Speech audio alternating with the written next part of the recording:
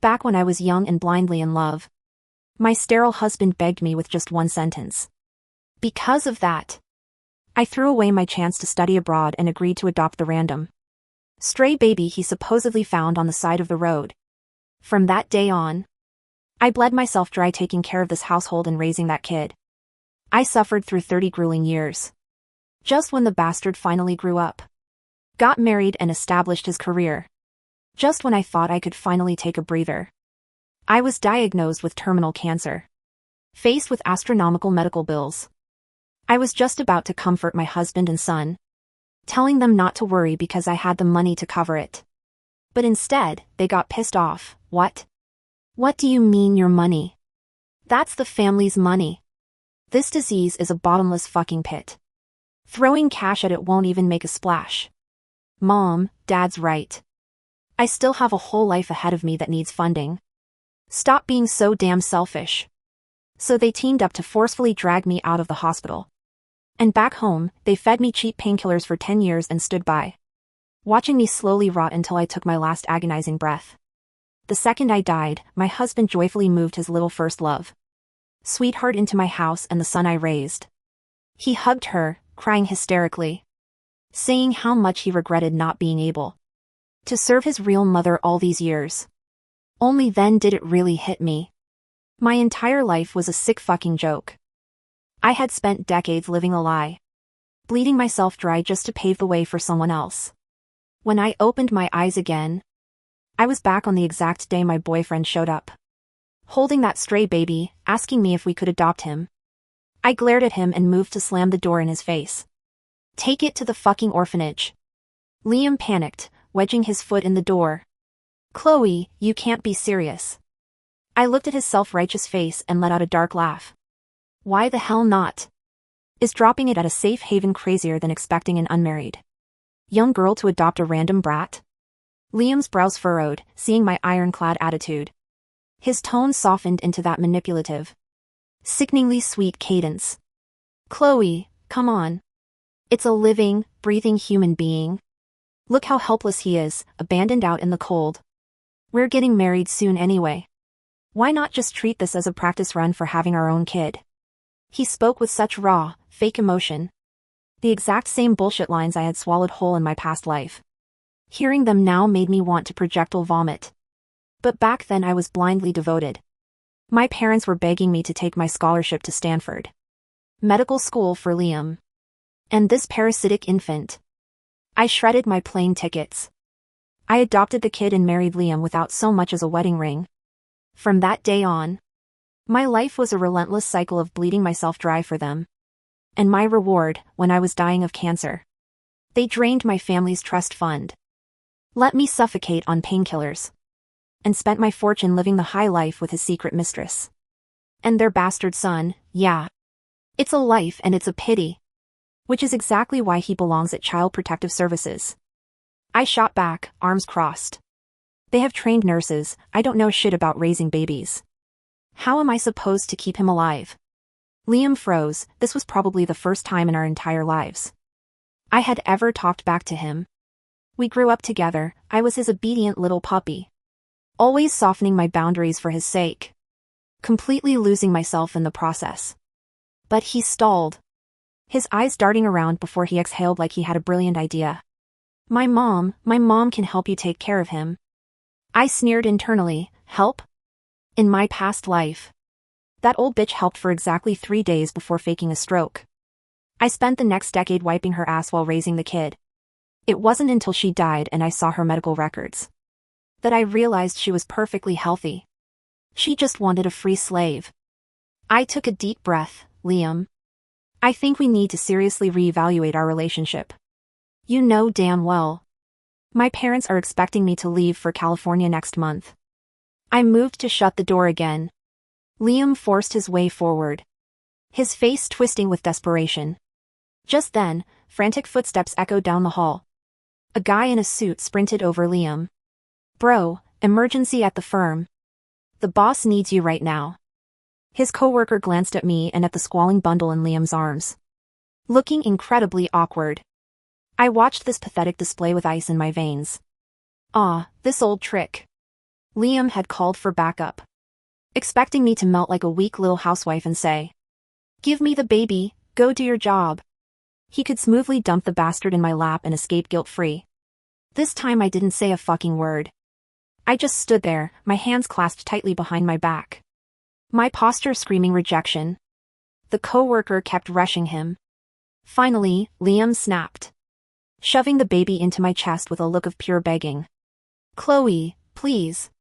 You have the biggest heart. I swear as soon as I'm done with work, I'll be right back and we'll raise him together." The heavy milk-scented bundle crashed into my arms. Before I could react, Liam was sprinting down the hallway like a coward. The familiar yet completely alien weight against my chest sent a violent shiver down my spine. Memories shattered against my skull like glass.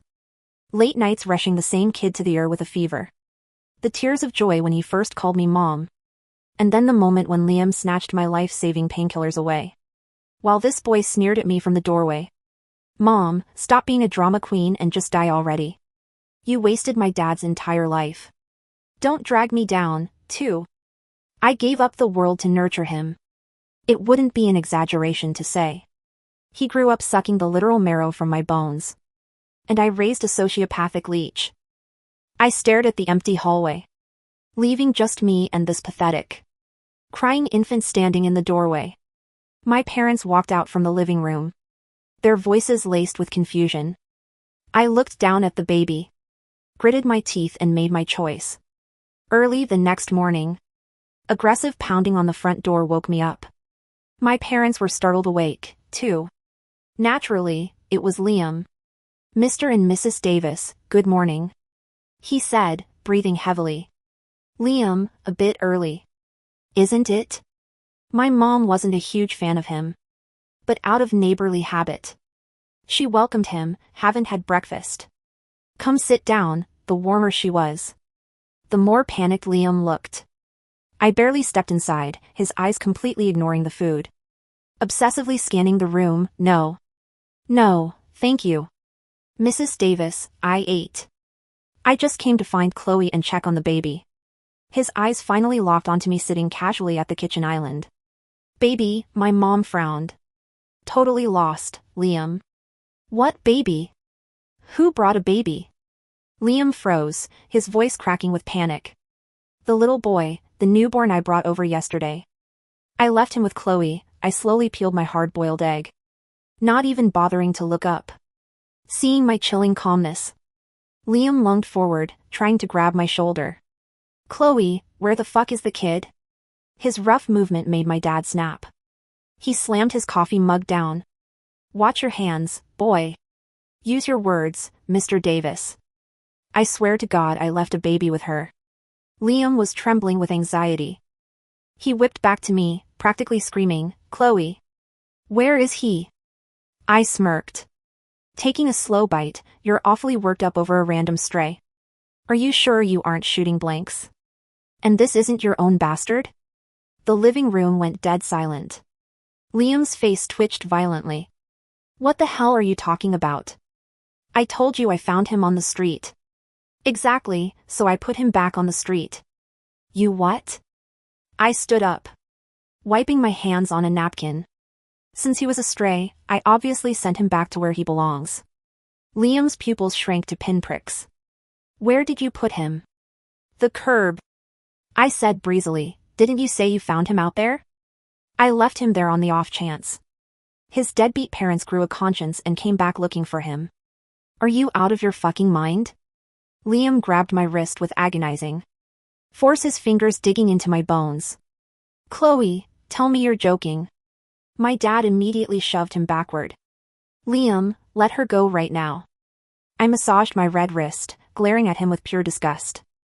"I don't have time to play games with you. I need to pack my bags for Stanford." "What do you mean Stanford?" Liam stammered, looking dizzy. "You can't go to California. If you leave, who's going to raise the baby?" My mom had enough. "What baby? Are you having an episode?" "Chloe is leaving for her Ivy League program next month. We settled this ages ago." Liam sucked in a ragged breath, forcing a twisted, psychotic smile for my mom. "Mrs. Davis, I I'll explain later, he turned to me, his voice dropping into a desperate, hollow plea. Chloe, please just tell me where he is.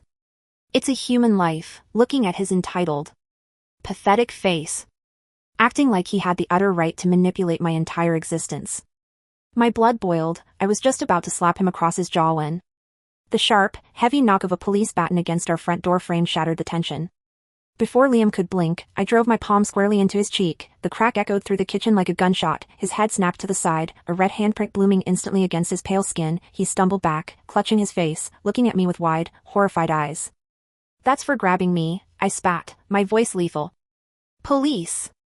Open up, a deep voice barked from the porch. My mom hurried to the door, her hands shaking slightly, and pulled it open to reveal two uniformed officers. Their stern eyes swept the room, immediately locking onto Liam, who looked like a cornered rat. Are you Liam Carter? The taller officer asked, stepping into the foyer, a hand resting casually on his utility belt. Liam's mouth opened and closed like a dying fish. Why yes, officer, what's going on? We received a call last night from a Miss Chloe Davis, the officer said, pulling out a notepad. She surrendered an infant to us at the precinct, stating that you had abandoned the child with her against her will after claiming you found it on the street. Liam whipped his head toward me, the blood draining from his face until he looked like a corpse. You called the cops? You said you left him on the curb. I lied to see how you'd react, you absolute moron, I said coldly, crossing my arms. Did you really think I'd leave a baby on the asphalt? I took him straight to the station. I gave them your name, your workplace, and your home address. They have the child in emergency foster care, and now, they have some questions for you. Mr. Carter, the second officer stepped forward, his tone completely devoid of warmth. Filing a false report about an abandoned infant is a crime. Child endangerment is a crime. We're going to need you to come down to the station to answer some questions. If you really found this child on the street, we need to know exactly where and when, because right now, CPS is looking for the parents. No, wait, Liam stammered, raising his hands, his eyes darting wildly. It was just a misunderstanding. Chloe and I are engaged. We were just fighting. I left the baby with her. He's safe. Who does the baby belong to, Liam? My dad interrupted. His voice was dangerously low. He stepped right up to Liam, towering over him. If you found him, why didn't you go to the police? Why try to force my 19-year-old daughter to keep him? I. Liam was suffocating under the weight of his own lies. He looked at me, his eyes begging for the lifeline I had thrown him a million times in my past life, the dutiful, sweet Chloe who would cover for his mistakes, who would soothe his anxieties and take on his burdens. I just stared back, my eyes dead and hollow. I let him drown. Mr. Carter, let's go, the officer said, grabbing Liam by the bicep. We'll be running a DNA test as standard procedure to rule you out as the biological father. If you know anything about the mother, now is the time to speak up. The words DNA test hit Liam like a physical blow. His knees buckled slightly, and the officer had to yank him upright. He knew he was caught. As they dragged him out the front door, Liam looked back at me one last time. Chloe.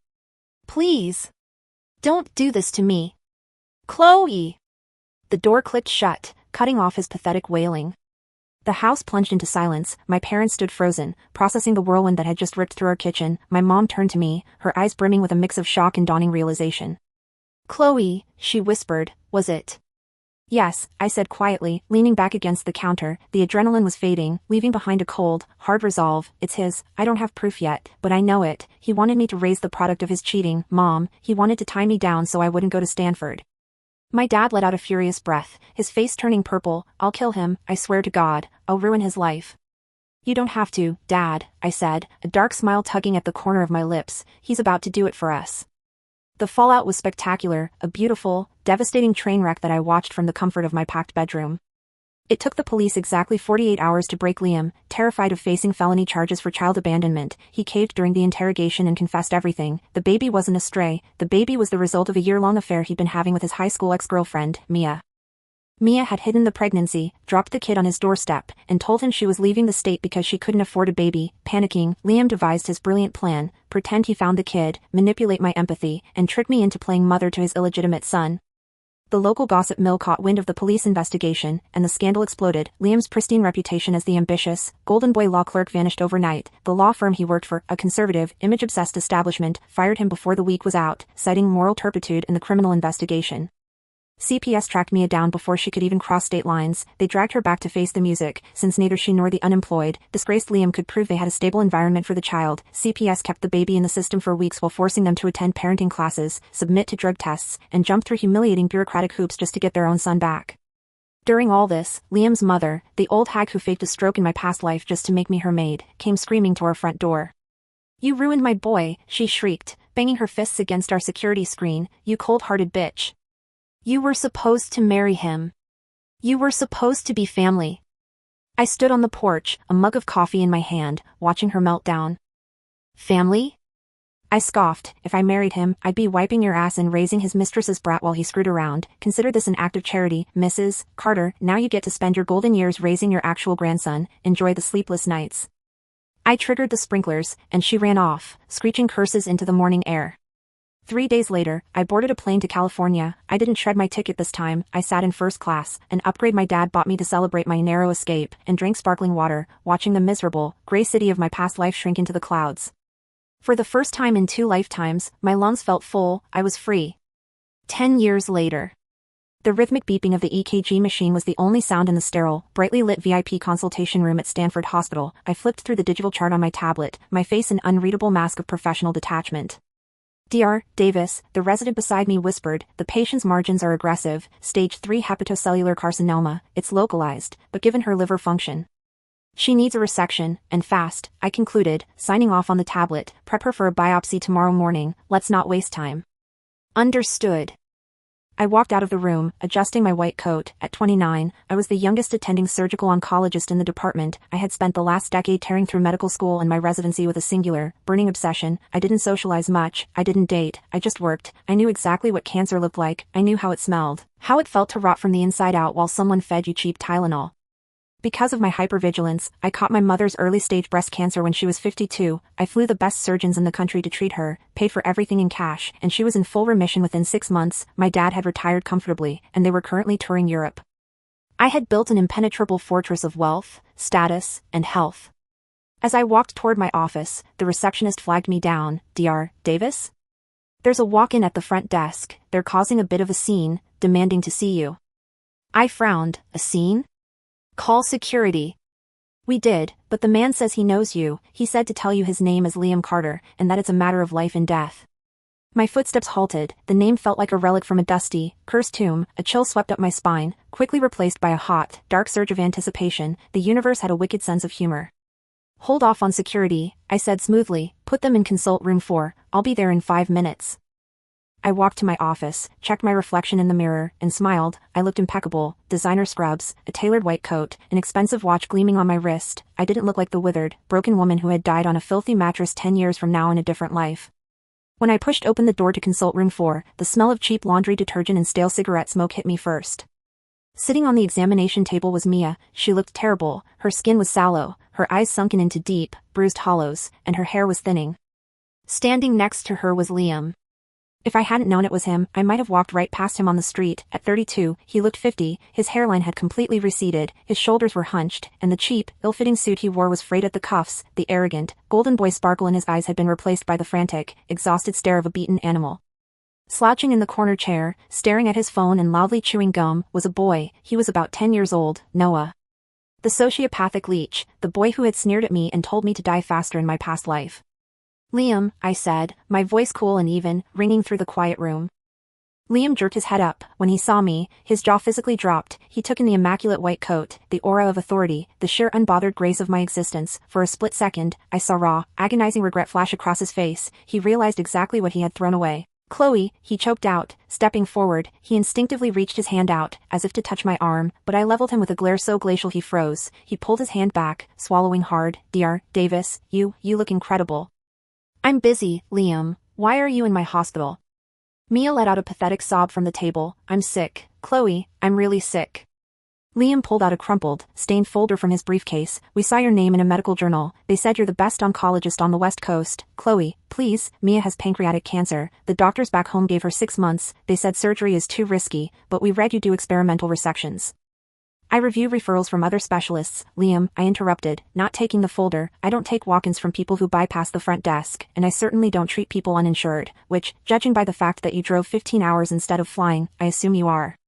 Liam flushed a deep, ugly red. "I lost my insurance last year. My mom got sick, really sick. We had to pay out of pocket for her nursing home until she passed, and Noah needs things. It's been hard, Chloe, really hard." I glanced at Noah in the corner. He hadn't even looked up from his violent mobile game. The sounds of digital gunfire echoed in the quiet room. "Turn that down, Noah," Liam hissed. Noah rolled his eyes, deliberately turning the volume up. "Shut up, Dad. You said we were just coming here to get money from your rich ex. Hurry up so we can go get burgers." Mia buried her face in her hands, weeping louder. Liam looked like he wanted the floor to swallow him whole. I leaned against the counter, crossing my arms, and let out a soft, melodic laugh. The sound made Liam flinch. "You came here for a handout," I stated. "It wasn't a question. You realized the woman you tried to enslave 10 years ago became a millionaire surgeon, and you thought you could drag your dying mistress and your feral bastard into my hospital and beg for my services for free." "Don't call him a bastard," Mia shrieked, sudden anger flaring through her tears. "He's just a boy. And you owe Liam. You broke his heart, you ruined his career. He got fired because of you." "I got him fired?" I raised an eyebrow. "I didn't force Liam to cheat on you, get you pregnant, and then try to trick me into raising your child. That was all him. I just refused to be the collateral damage." Liam grabbed Mia's shoulder, shushing her frantically. "Mia, stop, please." He turned back to me, his eyes brimming with tears. He dropped to his knees, right there on the sterile linoleum floor. "Chloe, I am begging you. I was young, I was stupid, I made the biggest mistake of my life the day I tried to deceive you. I have paid for it every single day since. My mother drained me dry. Mia is dying. I worked 2 dead-end jobs just to keep the lights on. Please, save her. If you save her, I swear I'll spend the rest of my life paying you back." I looked down at the man who had let me rot in a bed for 10 years, the man who had snatched my painkillers away, the man who had moved this exact woman into my house the second my heart stopped beating. "Liam," I said softly. He looked up, a glimmer of desperate hope in his eyes. "Cancer," I whispered, leaning in so only he could hear, "is a bottomless fucking pit. Throwing cash at it won't even make a splash. You still have a whole life ahead of you that needs funding. Stop being so damn selfish." Liam's face went chalk white, his eyes widened in absolute terror as he heard the exact words he had spoken to me in my past life, the words I had never said to him in this one. He couldn't possibly understand how I knew them, but the venom in my delivery struck his soul. He scrambled backward, trembling violently. Why would you say that?" "Because it's true," I said, straightening up and adjusting my stethoscope. "Your situation is tragic, Liam, but it's not my problem. I am not a charity, and I am certainly not your savior." I turned to the door. "Security will escort you out. If you ever show up at my hospital again, I'll have you arrested for trespassing." "You selfish bitch." Noah suddenly screamed from the corner, throwing his phone at me. It missed my head by an inch and shattered against the wall. "You're supposed to save my mom. Dad said you were a stupid pushover." I paused, looking at the boy, the same boy who had told me to stop being a drama queen and just die already. I smiled at him, a genuine, terrifying smile. "Take good care of your parents, Noah. They gave up everything for you. I'm sure you'll repay them exactly as they deserve." I walked out of the room, letting the heavy door swing shut behind me, cutting off the sounds of Mia's wailing, Liam's begging, and Noah's swearing. Epilogue. I kept tabs on them, purely for my own amusement. Without treatment, Mia died 8 months later in a dilapidated county hospital, screaming in agony because they couldn't afford enough morphine. Liam was bankrupted by the medical debt. He had to sell their rundown apartment and move into a trailer park. But the real poetry was Noah. Just as I had predicted, a sociopath doesn't change his stripes just because his victims are his biological parents. Without my wealth to cushion his life and without my discipline, Noah grew up feral. At 16, he was arrested for stealing Liam's car and crashing it into a storefront. At 18, he drained the last few $1,000s Liam had scraped together for community college, used it to buy drugs, and vanished, leaving his father completely alone, destitute, and broken. The last I heard, Liam was working as a janitor in a shopping mall back in our hometown, a ghost of a man, shuffling through his miserable existence, haunted by the ghost of the life he tried to steal. As for me, I walked out of the hospital on a warm Friday evening. My husband, a brilliant pediatric neurosurgeon who loved me with fierce, transparent honesty, was waiting by our car. He smiled brightly when he saw me, handing me a bouquet of wild lilies. "Tough week?" he asked, kissing my forehead. "Not really," I murmured, leaning into his warmth, breathing in the scent of his cologne, "just taking out the trash." I slid into the passenger seat, leaving the ghosts of my past life exactly where they belonged, dead, buried, and utterly forgotten.